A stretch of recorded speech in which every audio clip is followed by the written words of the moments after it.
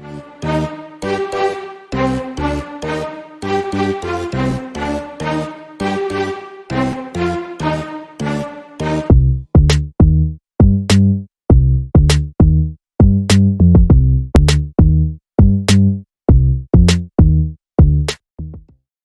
à tous, j'espère que vous allez bien. Aujourd'hui, je m'en vais vous présenter un logiciel qui est très important. Il s'agit du logiciel Covadis. C'est un logiciel complet destiné à la topographie et à la conception 3D. Celui-ci est complètement intégré à AutoCAD, c'est-à-dire que vous ne pouvez pas l'installer seul. Voilà, pour l'installer, il vous faut avoir AutoCAD avant de pouvoir l'installer. En fait, c'est un logiciel qui est très utilisé. Il est utilisé beaucoup dans le domaine du génie civil, dans le domaine de l'hydraulique, dans le domaine de l'eau et bien d'autres domaines. Pourquoi ce logiciel il est très important? Ce logiciel vous permet au fait de faire plusieurs choses. Il vous permet par exemple de faire la conception des routes, de faire par exemple la conception des réseaux d'assainissement, de faire aussi les plans de lotissement. Il vous permet en plus de faire le calcul des bassins versants, la conception 3D, des carrefours, des giratoires et bien d'autres. Vraiment, c'est un logiciel qui est complet et qui va vraiment vous aider dans l'exercice de votre profession en tant qu'ingénieur. Aujourd'hui, je m'en vais vous présenter juste quelques fonctionnalités du logiciel. Voilà, on ne va pas trop s'attarder sur certaines fonctionnalités. C'est juste une petite vidéo pour vous montrer l'importance de Covadis 2D. Covadis 2D, il est très utilisé. Il est utilisé pourquoi? Il est beaucoup plus utilisé, par exemple, pour importer des points. Lorsque, par exemple, vous avez fait le level topographique et vous avez des points X, Y, Z. Donc, il vous faut importer ces points-là pour les représenter au fait et, sur AutoCAD. Donc, pour importer les points, vous allez juste venir dans Covadis 2D et vous allez aller dans Points, puis Chargement de cellules et vous importez vos points. Voilà. Et le logiciel aussi vous permet de faire l'habillage de ce que vous dessinez. Lorsque, par exemple, vous avez envie d'habiller, voilà, vous pouvez venir ici pour faire l'habillage. La signalisation, si par exemple, vous faites une route, vous avez la possibilité, et on va afficher la barre d'outils, vous avez la possibilité au fait d'ajouter par exemple des signalisations continue ou discontinue. Vous voyez, par exemple, les traits blancs qu'on voit par exemple sur le goudron, vous avez la possibilité d'ajouter ça par exemple sur votre route avec, avec cette fonctionnalité Covadis 2D et signalisation. Maintenant, une fonctionnalité qui est très utilisée, c'est Covadis 3D. Covadis 3D vous permet de faire quoi? Il permet de faire beaucoup de choses, parmi lesquelles il vous permet d'abord de faire le calcul de votre MNT. Voilà, il faut savoir qu'il y a plusieurs manières pour calculer le MNT. Vous pouvez utiliser MNT objet créé avec assistant, ou bien vous venez carrément dans ancien module. Voilà, surtout pour ceux qui ont la nouvelle version de Covadis et d'AutoCAD. Voilà, vous allez trouver ça dans ancien module et vous avez la possibilité de calculer votre MNT par là. Donc, calcul et dessin du MNT. Ça, c'est après avoir chargé vos points, bien évidemment. Maintenant, pour la conception, par exemple, des routes ou des réseaux d'assainissement, surtout pour les réseaux d'assainissement, Covadis VRT est très utilisé. C'est le plus utilisé pour l'assainissement. Il peut aussi être utilisé aussi, bien sûr, pour les routes, mais pour un premier temps, je vous conseille, par exemple, pour les routes, vous pouvez utiliser beaucoup plus autopiste. Il est plus efficace. Voilà. Personnellement, j'ai travaillé sur plusieurs projets avec les deux, mais je trouve que pour les routes, il est beaucoup plus facile de travailler avec autopiste. Mais par exemple, pour ajouter les réseaux d'assainissement, etc., vous pouvez travailler avec Covadis VRD. Donc, vous partez sur Covadis 2D. Ensuite, point topographique, chargement de CIMI. Vous partez dans votre dossier, là où vous avez mis vos points X, Y, Z. Vous ouvrez et prenez le soin de cocher Covadis 3D. C'est très important parce que ça permet de prendre en compte le X, Y et le Z. Maintenant, dans fichier de points avec séparateur, vous pouvez prendre fichier de points colonné. Voilà. Ça peut changer, ça dépend de ce que vous avez comme input. Si vous avez par exemple une feuille Excel, etc. Donc prenez le soin de cocher et de cocher à ce niveau-là. Ensuite, OK. Voilà. Vous voyez que nos points sont là. C'est mieux de vous pouvez zoomer pour voir les altitudes. Voilà. voyez. Donc 196,28, c'est ça l'altitude. 70, ça c'est le numéro du point. Voilà. Maintenant que vous avez les points, vous allez partir maintenant sur Covadis 3D. Ça va vous permettre de calculer le MNT, genre une modélisation du terrain.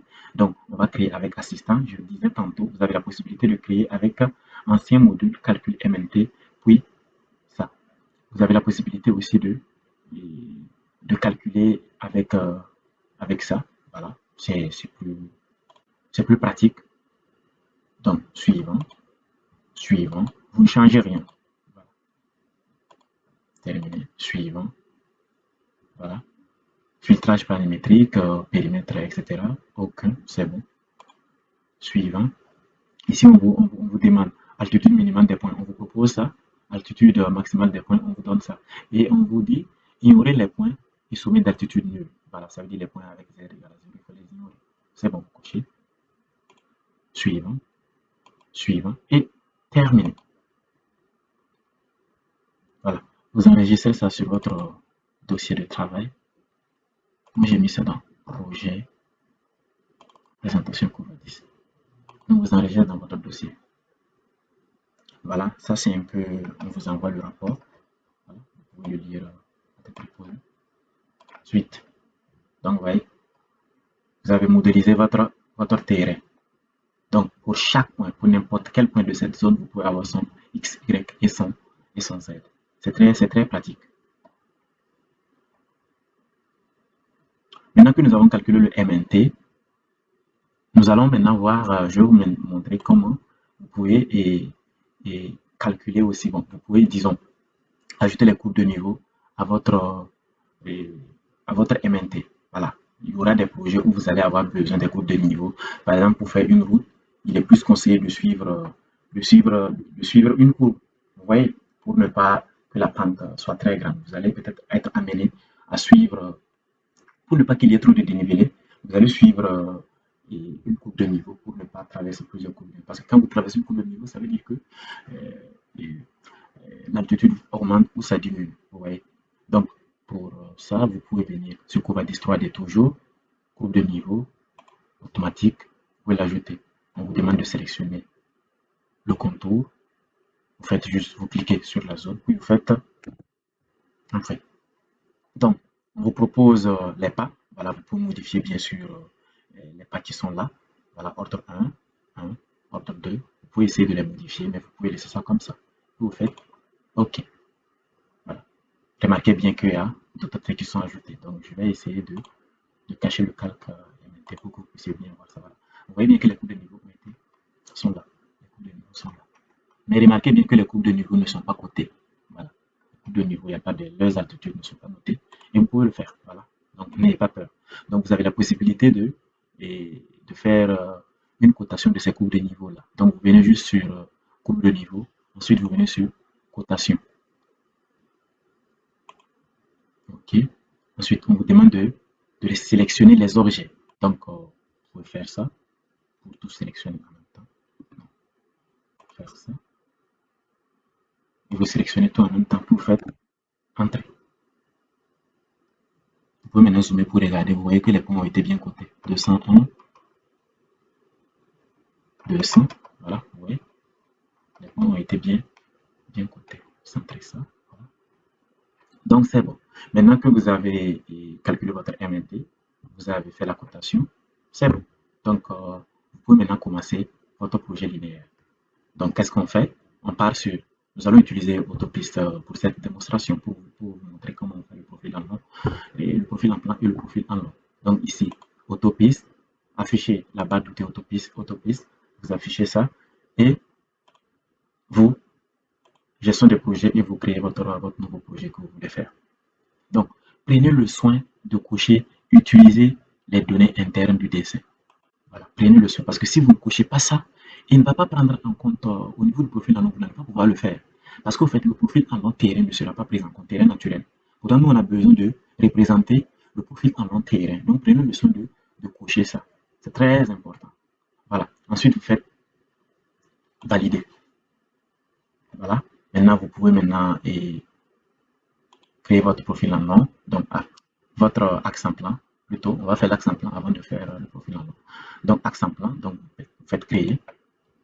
On vous affiche la barre d'outils.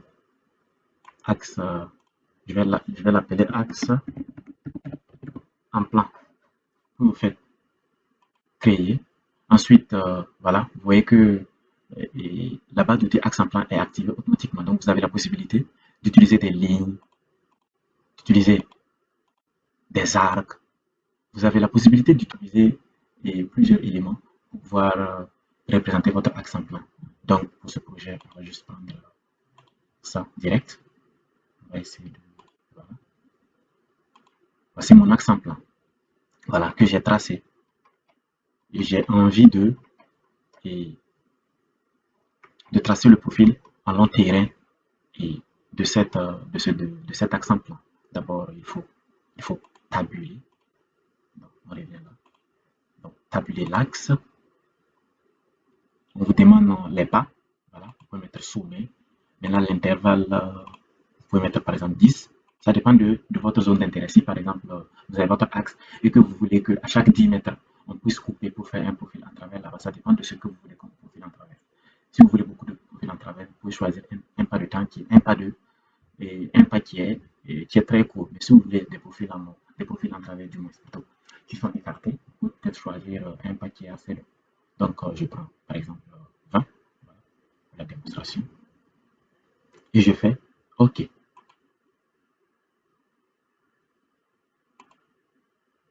Voilà. Donc, vous voyez, à chaque 20 mètres, il y a un profil en travers qui sera créé. Vous pouvez bien voir ici, 0, chaque 20 mètres. Voilà. Donc, après avoir tabulé votre axe, donc votre axe en plan a été créé. Donc, vous avez la possibilité de représenter maintenant votre profil en long terrain. Et pour faire ça, vous venez juste là. Vous allez voir, profil en long n'était pas activé. Mais là, vu que vous avez fait votre axe en plan et vous avez tabulé, le dessin profil en long s'active automatiquement. Donc, dessin profil en long. Vous venez là, vous prenez ça et on vous demande l'échelle, échelle horizontale 500, échelle verticale 100. Bon, vous pouvez modifier, vous pouvez en mettre, pourquoi pas, 1000, ce qui est très utilisé. Et pour vertical, 500, voilà, pourquoi pas. C'est juste pour une démonstration, donc vous mettez 500. Et c'est plus utilisé. Horizontal 1000 et vertical 500. Ça dépend beaucoup plus de votre terrain, quoi. Et aussi de ce qu'on vous demande comme livrable. Donc, valider. Ensuite, vous voyez bien qu'est-ce qu'on dit. Point à gauche de votre format. Là où vous voulez que votre profil en long puisse s'insérer. Donc, en bas, je clique là. Vous allez voir que le profil en long sera créé. Voilà, c'est mon profil en long. Il n'y a pas trop de dénivelé. Pourquoi? Parce qu'au fait, j'ai essayé de suivre, de ne pas traverser les courbes de niveau. Raison pour laquelle vous sentez qu'il n'y a pas de dénivelé. Mais sinon, si j'avais tracé comme ça, vous allez voir qu'il y a un grand dénivelé. Donc, je zoome. Donc, votre profil en long a été créé. Vous voyez? Ça, c'est l'altitude terrain naturelle. 195,55, 196,58, vous voyez? Donc, c'est ça. Et remarquez bien que, alignement droit, etc., bon, il n'y a rien parce que, bon, on n'a pas utilisé de cours, on a juste utilisé une ligne. Donc, vous voyez, c'est pour ça. Voilà, c'est bon. Maintenant, on n'a pas ajouté des dévers ni rien. C'est juste, voilà. Donc, vous voyez, c'est bien. Donc, on ferme ça, on ferme ça. Donc, ainsi prend fin cette petite démonstration que j'avais à vous montrer. Maintenant, n'hésitez surtout pas si vous avez des questions, mettez ça en commentaire. Si vous voulez que je revienne en arrière pour expliquer un peu pour les débutants sur AutoCAD, si vous voulez que j'explique les fonctionnalités de AutoCAD, n'hésitez surtout pas, on peut revenir en arrière pour bien expliquer. Dans une prochaine vidéo, nous verrons maintenant comment nous allons réaliser les profils en travers. Et aussi, bon, on pourra, dans un futur proche, attaquer un projet VRD complet pour montrer quelles sont les étapes pour élaborer un projet VRD, quels sont les différents livrables que vous devez rendre et comment pouvoir concevoir tous ces profils-là. Nous verrons aussi comment on peut réaliser un carrefour et aussi, bon, et, un giratoire avec le logiciel Covadis. Je vous remercie bien pour votre fidélité Et je vais vous demander juste de vous abonner à cette chaîne si vous êtes intéressé par les vidéos que je publie. Ça me donne de la force et ça me donne beaucoup de motivation pour vous faire des vidéos à la hauteur de vos attentes. Donc, abonnez-vous pour rester informé de mes futures vidéos.